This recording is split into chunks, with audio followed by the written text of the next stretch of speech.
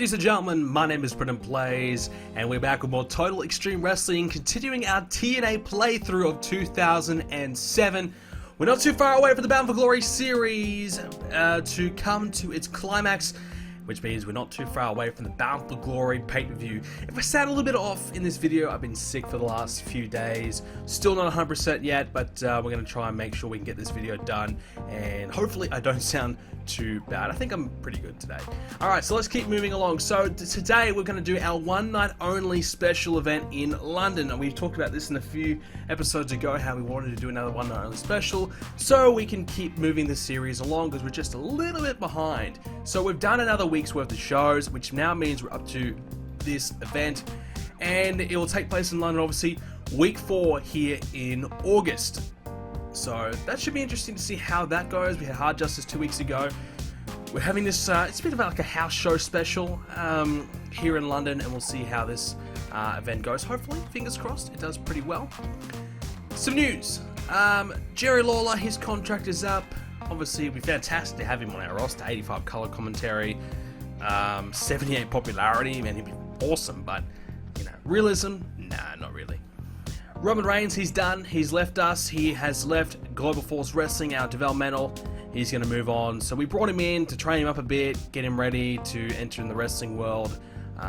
Realistically, I don't think he really enters wrestling in this time period, but you know, he's in the game. We figured we'll use him in some capacity. Abyss, he had a match in Global Force, just the one, and that was against Tommaso Ciampa and Diamond Dallas Page. He actually lost. Ciampa won. So Ciampa beat Abyss and DDP in the one match. So that's a pretty big win for Ciampa. So yeah. CM Punk's officially joined our roster. That's great news. Really happy that we finally got him. So today, maybe now one night only special. You know, he's probably got about the same pop in British as he does in USA, not too much of a difference. Maybe we'll debut him then. If not, he'll definitely be debuting on this week's Impact, which is fantastic to have him. So I'm really looking forward to it. He's got really good stats, very good. Mic skills are good as well. You know, it's CM Punk. You know, we know how good he ends up being. We know how good he is. Maybe he's a little bit not overrated, but maybe his stats are a little bit too high for what perhaps he truly was back then. But as you can see, he has developed throughout the year that we've had. So he started at 72 Brawl, for example, 65 Hardcore, 71 Chain. You know, so some stats are saying the same, but Mat Wrestling 73 to 77.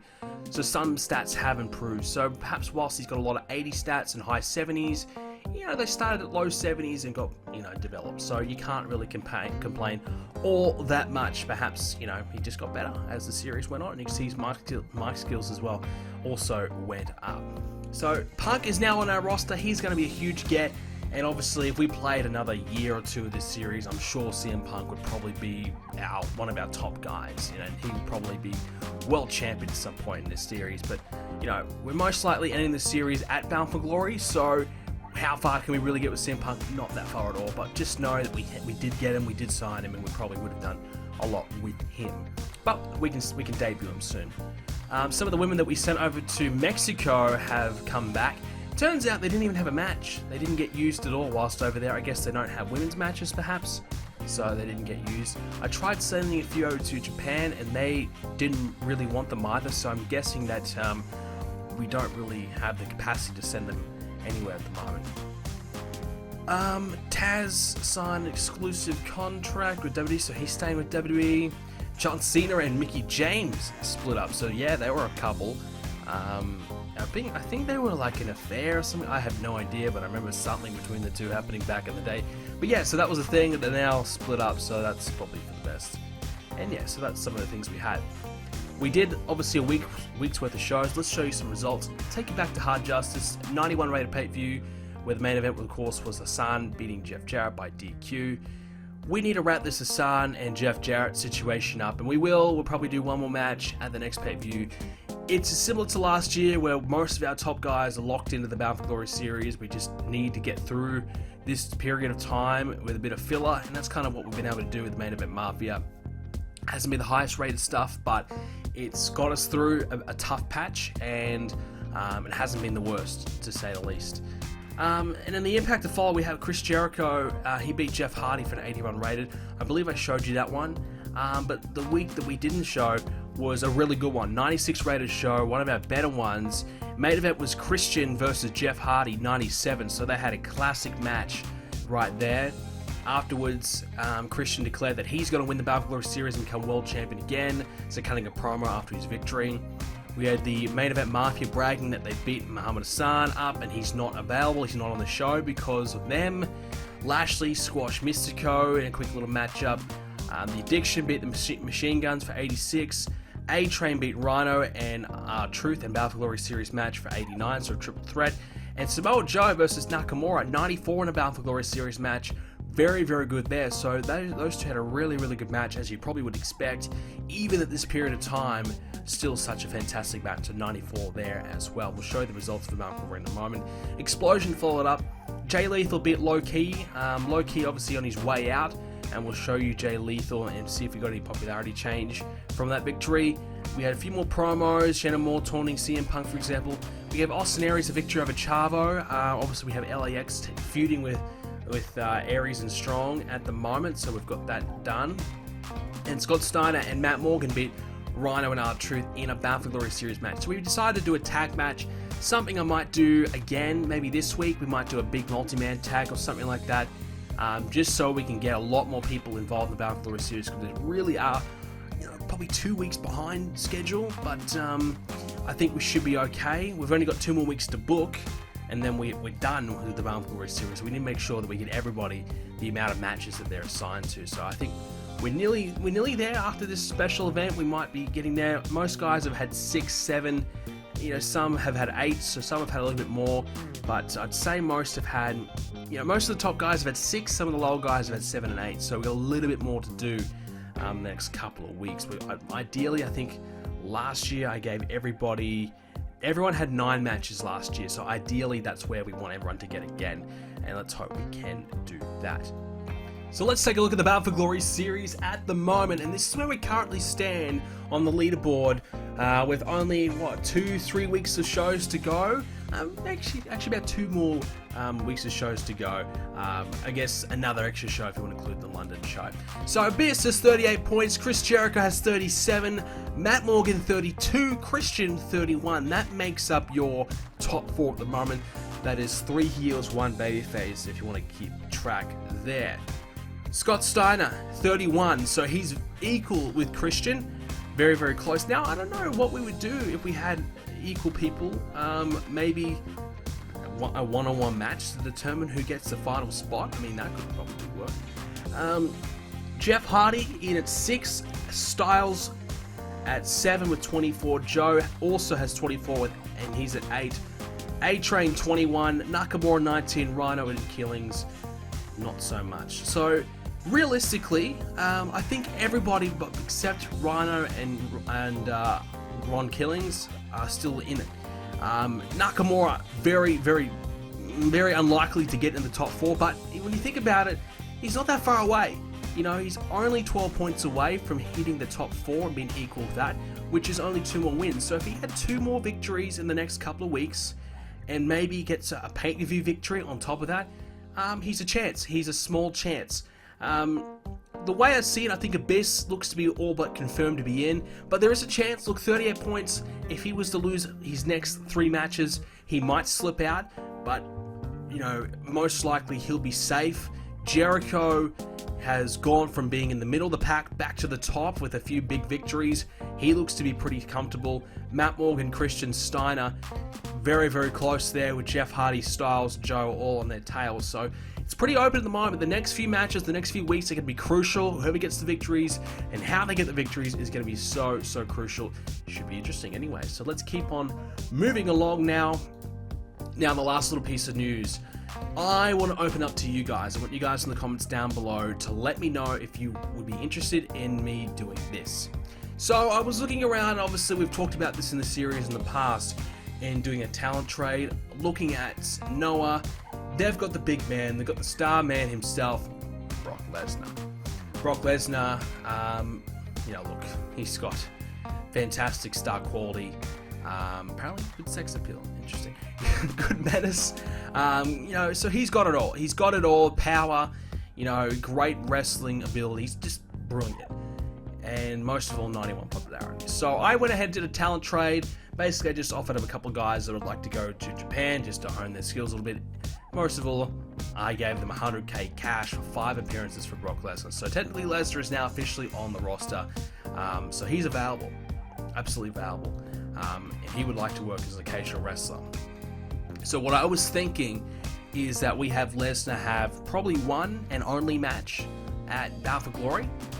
Bring him in as a a talent trade, perhaps a Noah versus TNA type of match or something like that, and use Lesnar in that capacity.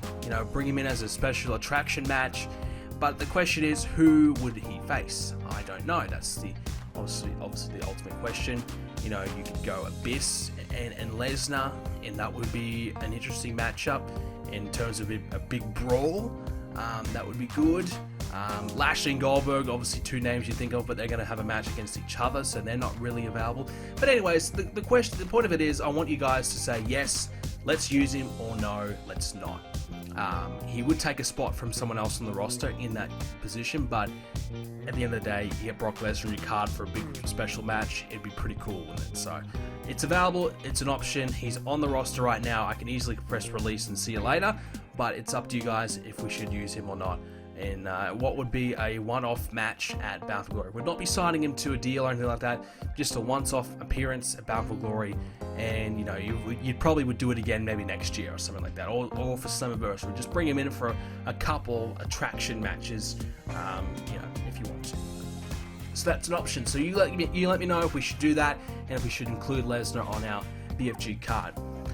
That being said, we're going to go ahead and we're going to do this one night only event in London. We're going to see how this goes. I really don't know how we're going to be perceived in London. I'm just thinking, should we probably televise this? I know we haven't televised much, but I'm thinking, if we just kind of put it on a low end scale and just kind of made it, one night only special and start televising him in the States a little bit. I know that it might drag our popularity down, but we might as well profit on it if we can. Scott Steiner and James Storm nearly had a fight, so that's not good. I'm gonna have to find him, I suppose. Alyssa and Daniels and Christy and Lita. So yeah, I might do that. I might just give it, and that way we can also boost up in our Canada region as well with that. So we need to make sure that we are set in the UK. I don't know which one. I'd say Central England is where, or maybe Southern England seems like the strongest spot. So yeah, so we might go with that. Wembley Arenas, yeah, so that seems like London, so Wembley Stadium. So we'll go there. We're only going to expect to get 500 fans, so we definitely won't be going Wembley Stadium, but we'll use an appropriate arena, and hopefully we can get a little bit of traction there, because we've only got 16 popularity at the moment, as you can see. Obviously not ideal whatsoever. We spent some time in Japan, and we didn't really get that far either. We stayed at 16 there as well. Canada, we're a little bit stronger with a couple of regions at 25, because we have done some TV and some pay-per-view stuff there. Mexico as well, we've got a little bit of movement there, but England's one region where we haven't really progressed at all. And TNA as an American company is really strong, but TNA as a global brand is really, really weak. So we need to hopefully improve that just a little bit and boost that up. So we've got a 2.5 hour event here. We're going to have some Bound for Glory series matches. I'll book them and I'll show you the results in a moment's time. Alright, this will certainly be very, very interesting. The popularity of a lot of our guys are not too bad, not as bad as you probably would think, not as bad as in Japan, for example. So a lot of our top names should still do pretty well, but don't have the pop that you normally expect from them. So I expect the card to be a little bit lower than what we normally get, but still hoping that we do pretty good. So let's take a look at the results for this show. We started things off with the women, 69 rated. We had this was the pre-show. We had Melina defend the championship for the 24th time, apparently. Wow.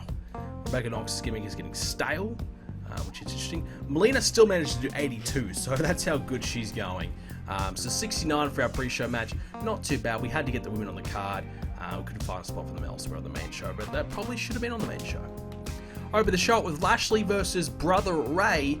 I figured, because this is a bit of a house show, let's give, some of the guys we're working on, let's give them a big win. Let's give them some momentum. Let's build them up a little bit. as we get ready for Bound for Glory. Lashley needed a big win, and he got one, beating Brother Ray, both having a 73 rated matchup. It was a brawl, 80 rated overall. That's pretty good. And then we, close things out there with Paul Heyman cutting a promo on Goldberg. So Lashley and Goldberg advanced a little bit there. We had the Addiction versus America's Most Wanted. This is actually a lot better than I expected. So I guess from what we're seeing already is that performances are kind of outweighing popularity. I think a lot of these guys, I actually didn't really check, but I'm sure they had less than 70. 85 rated match. Both teams did really, really well. We had America's Most Wanted win by them basically cheating. So we can advance the storyline a little bit there.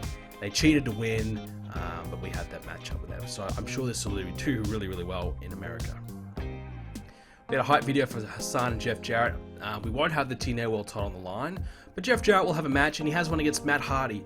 So I looked at the roster and went, okay, so who's a guy that we can rely on who'll be really good, that'll have a good match with Jeff Jarrett, give him good competition, and hopefully a good rating, and Matt Hardy was the guy. So Jeff Jarrett 87, Matt Hardy 81, both guys had about 70 pop in the UK. Bobby Roode distracted Matt Hardy as the finish, so that advances Matt Hardy and Bobby Roode, and Jeff Jarrett gets a much needed win to kind of boost him up a little bit more as well. Shannon Moore had a promo on CM Punk, so we're going to have CM Punk make his first appearance, and he's going to have a match against Shannon Moore, so we'll see how this goes. Considering his popularity is about 44, 45 in the UK, I'm not expecting much, but we'll get a bit of an idea to see where he's kind of at a little bit. It was a 59 rated match, so his gimmick was rated awful. Oh no. And they don't have any chemistry. Could this have gone any worse? CM Punk 52, Shannon Moore 53.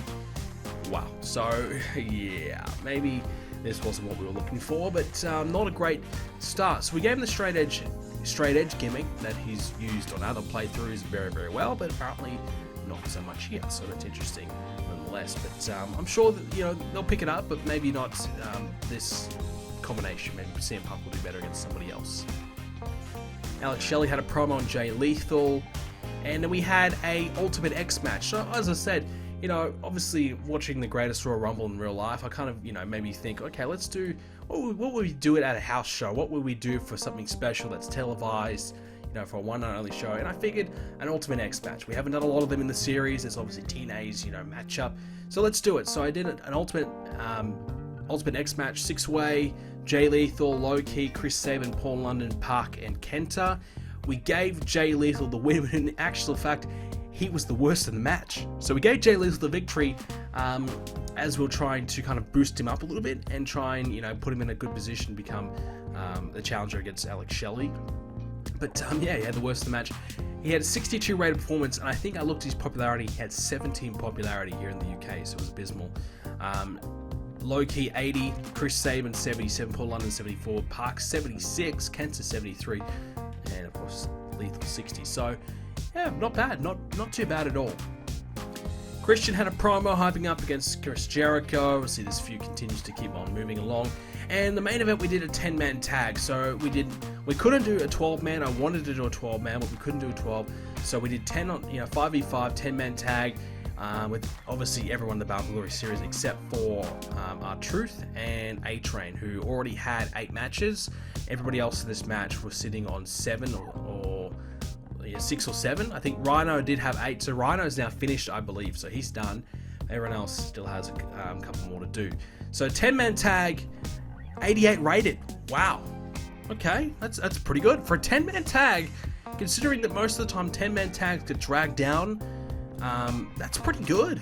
Yeah, Rhino 84. Wow. Nakamura was the worst of the match, 61. I guess he really lacks popularity here, I suppose. Jeff Hardy 86. Chris Jericho had an injury and still made it to 89.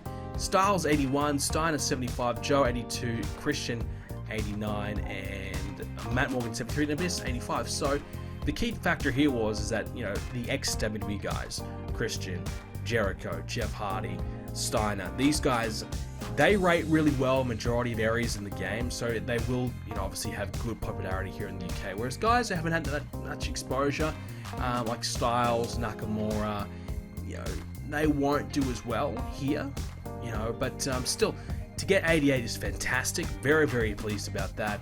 And that was a good overall show, I think, and it hit 86.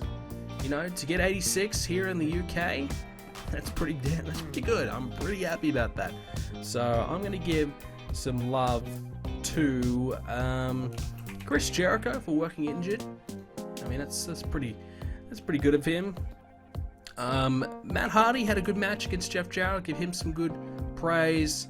And I'm gonna say to CM Punk, I'm gonna tell him that he could have done better. I wasn't that thrilled with him tonight. So yeah, Punk, you could have done better there. Let's see you do better next time, because that was a fraction disappointing. Let's be honest. You know, awful rating for his gimmick, and then obviously not having chemistry with Jenna Moore and not really clicking. Not so great at all.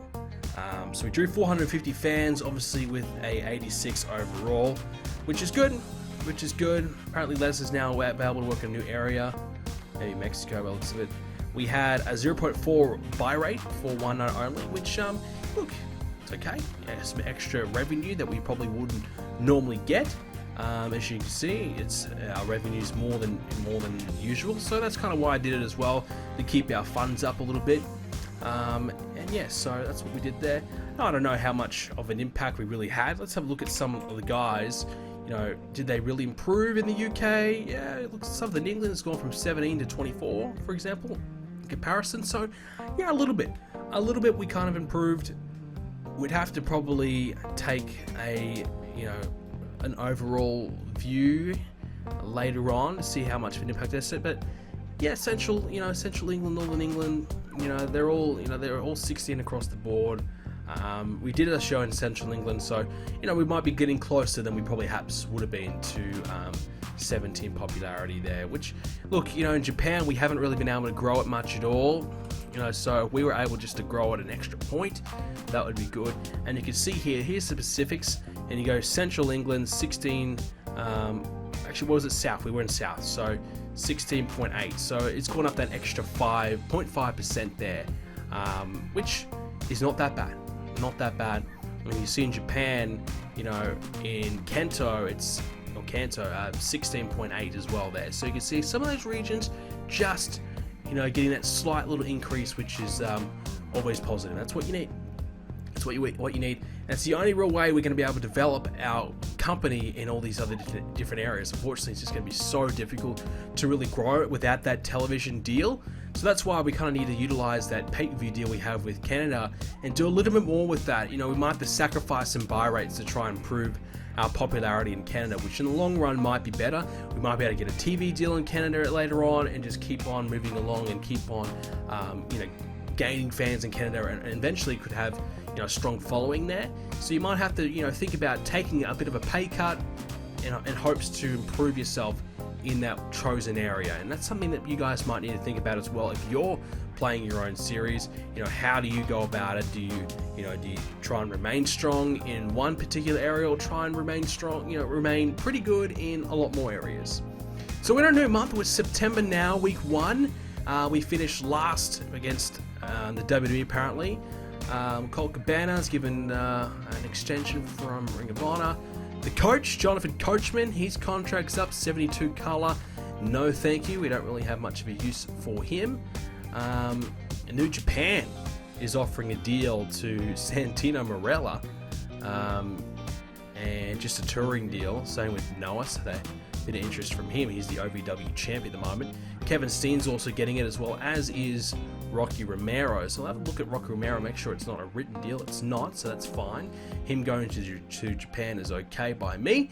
And yeah, let's have a look. So SummerSlam took place, 2007 SummerSlam. So let's take a quick look. So it was the Battle of the Giants in the main event. The Big Show beating Mark Henry. So big match show, definitely getting a strong push against Mark Henry. 90 pop for Big Show. Mark Henry's at 80. Wow, 80. Okay, that's pretty good. I guess, he was rated pretty well at one point. But I was expecting about 65, 70. To be 80, that's pretty good. John Cena defeated RVD to keep the WWE title. That was the best match on the show, 94. Masters and Carlito beat Eminem. Brian Kendrick beat Nunzio to keep the Cruiserweight. Trinity defeated Daisy Hayes to keep the women's title. So that's some interesting combination. Juventud, Heidenreich, and Johnny defeated Vito, Rene, Dupree, and Todd. Okay, Todd Shane. Oh boy. Rey Mysterio defeated William Regal to keep the US title. That's something better. Goldust and Great Khali defeated Murdoch and Lance K for the tag titles. Goldust and Khali as tag team champions. Okay. Wow. That is that's one interesting combination. Goldust and Great Khali. All right, I can see it. You know, Bizarro team or maybe. Matt Striker Mexicals defeat Elijah Burke, Roadkill, and Brent Albright. So you can see a few names here that might not be familiar to a lot of people, not even me. Eugene also defeated Gregory Helms to keep the Intercontinental title. So Eugene champion as well. That's also interesting. So you can definitely see that things are a little bit crazy right now in WWE. I'm glad we're not as crazy there. So Brock Lesnar, who's highly respected for his contribution to wrestling over the years, has said that he's frustrated at being out of the spotlight for so long. He hasn't been seen for a full year, but hinted that he's looking to make a big splash upon his return and can't wait to get back. Yeah, so Lesnar has not had a match since August. So it is a full year. As of right now, 1 full year he did his last Noah tour. He is contracted to wrestle in Noah, so I don't know when that started. It started in June, so they've had him on contract for a couple of months now and have not used him. But you know, Brock will use you. We might use you at Bound for Glory, depending if you guys want to see that or not. And you know, he'll get a match, but he's not happy. He's a little upset that he's not getting utilized at the moment. All right, let's have a look at any new workers that perhaps could have entered the game. New workers. Let's see, it's September. Just a couple. So I don't know, Frightmare. So a couple. Masked wrestler. April. Oh, that's AJ Lee. There you go, AJ Lee. So she has entered the game. I'm sure they're not actually dating CM Punk and AJ Lee, but you could maybe force that to happen now. But there you go. So she's entered the game as well. I'm not going to sign her, but she's entered it. She's just 20 years of age. Interesting. But there you go. So that's kind of where we're at right now. We are in September, which means 2 more weeks until our next pay-per-view. That might be the next time we come your way here in the series. If not, maybe one more after that. But after that, so we've got No Surrender. Then it's on the road to Bound for Glory. So we're in the big time right now. The series is getting close to ending, the Bound for Glory series. Not too many matches to go. And we will find out who will take on, most likely, Muhammad Hassan for the championship at the Bound for Glory pay-per-view. And perhaps we might even see Brock Lesnar there. Let me know in the comments down below if you want to see him wrestle at Bound for Glory. Also, leave a like on this episode. More likes, more episodes. I apologize for the lack of them. As I said, I've been sick and really busy on working on Universe Mode and start up a couple other new series as well. So, I'm going to be back doing more. I know I've been saying this for a while now, but I actually legitimately mean it this time. We've got an extra spot open every week now that I've ended my podcast, so you can see more episodes from this coming up in your subscription boxes very, very soon. So make sure notifications are on so you don't miss an episode from me. Leave a like on it, subscribe to see more, and I'll see you all in the next one.